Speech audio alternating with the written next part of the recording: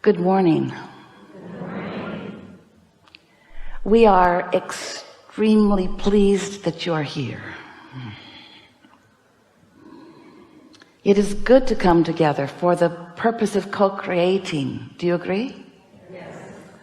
Taking thought to new places, understanding new things, contributing in a way you have not done before, getting things on a deeper level, finding vibrational harmony with the broader part of who you really are, being fully present from your broadest, most expansive point of consciousness in a specific moment in time where you can feel the wholeness of who you are and therefore the power of all that you are, and then therefore feel the contribution of all that you are. This really is co-creating at its best. We see you have dragged your physical bodies here. We have not. We are utilizing the willingness of Esther for words and focus, but not just Esther. Many of you are receiving. Sometimes we'll find you and you'll come here, and together we will take thought further than it has been before, and you'll feel a clarity within you that feels new to you, or newer, or more focused. Those are those moments of extreme alignment. That's when you're in your full power. When you are in any moment in time focusing your consciousness in a way with no resistance. There's a power in that, and we don't speak the word power to make you feel powerful over something. We speak that word power to help you to feel the fullness of universal forces focused through you and the delicious nature of such a moment in time. In other words, empowerment is you not getting in your own way, and that's not the easiest thing in the world to do when you're a physical human who has been trained to get in your way. You've been training yourself, and you've been trained by others to weigh the pros and the cons and the pluses and the minuses, and so you let it flow and then you stop it, and then you let it flow and then you stop it. And if you are really trained well by your society, who wants you to be utterly objective, meaning, oh, you can do that, no you can't, that's what true objectivity is. These are all of the reasons why you can succeed, and these are all of the reasons why you can't. That's objectivity. People don't want to admit it that way because they think they're just being balanced. We think you're pinching yourself off unnecessarily. So we like to talk about the power of non-resisted thought, which you, dear hearts, don't know that much about, because you don't get very far down a thought path before you contradict your own thought with your objectivity, or with your lazy gaze, with your unwillingness to stay focused upon what you want for sort of silly reasons, like I might be misunderstood, or someone else might not like the way that looks, or I've never been in this place before and I don't know what to expect, so I think I'll just expect negative things. And so we want to play with you here today. We'll talk about anything that you want to talk about, but one of the things that will be most helpful as we play with you, as you come one by one by one, is we want to help you reduce the resistance in each thought that you are offering.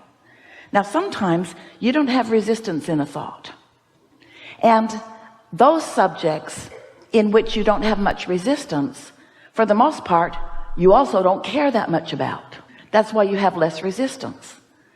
The more you want something, the more you've been thinking about it, and the more you've been thinking about it, the more resistance you have likely added to it. because you think, oh, we love you so much. You think that it's struggle and attention and effort and sacrifice that make things happen. And we say it's attention that makes things happen, and the struggle and the sacrifice slow them down. So it doesn't matter how you got to the place of associating success with hardship. Doesn't matter how you got there. Just get over it. Path of least resistance means I, in this moment in my human body, am allowing the resources of the universe to flow through me and to me for the attraction and creation of things that matter to me. And that is allowing universal energy, universal forces. It would be like, this is a scanty analogy, but when you get into your automobile to move from one place to another, you don't feel obligated or required. You have no urge at all to become part of the engine. Here's your seat. No, I'm going to get under the hood. Why? I'm going to do my part. I'm going to pull with the belts, and I'm going to pistonize the pistons. You don't even have pistons anymore, but I'm going to inject the fuel. You don't have those either. I'm going to computerize the computer. You don't have any urge to be part of that engine system. You just let it do its part while you do your part, which is pointing where you want to go. And you do choose the speed with which you go, and you do choose your route a bit, but you're not part of the effort of the vehicle. You're leaving that effort factor to the engine. You're leaving that effort factor to the engineer that created the engine. And maybe you're the engineer that created the engine, in which case we apologize for everything we just said. But you get the point. You are a pointer. You are a decider and a pointer and an allower. Now that doesn't sit very well with many of you, because you've been trained to be an efforter and a struggler and a sufferer, a hard worker an earner of what you get. In other words, you're not supposed to just allow things to flow to you, because in a world of other humans, how do you stand out as one who's most blessed if you're not struggling and sacrificing and dripping with sweat? And we say, you got to get over that, because in every moment that you are trying to earn your worthiness, you're struggling and not letting the worthiness that is flowing to you in. You are source energy in this physical body, and you were before you got here. And a larger part of you still is that source energy flowing to you and through you. And we could talk all day long, and tomorrow and the next day and the next day, just in offering words to help you to come closer to accepting the continuity of you. But it isn't so important that you know from whence you came or from whence you are continuing to come. That's not as important as being in your now and letting the whole of you be in this moment. Because when you are observing this moment in time, or contemplating anything in any moment in time from the fullness or the wholeness of who you are, then you are feeling that wow of aliveness and fullness and satisfaction and wholeness and what you want to call productivity, perhaps. We want you to come with us today in an awareness that the productivity that you seek, Esther's such a practical girl. She wants the practical aspects of life. She and Jerry, especially Jerry, were asking us all along, what are the practical applications? How can I know about these laws of the universe? And how can I find a way to apply them in practical ways to get practical results? How can I understand this so that it's meaningful in my specific life?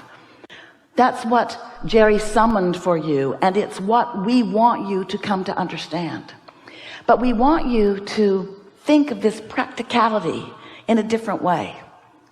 We want Esther to know that there is nothing more practical, more productive, more getting things done-iness, more effective, more efficient, more rewarding, got most of those words in, than hooking up to the power that creates worlds and pointing it in the direction of your desire.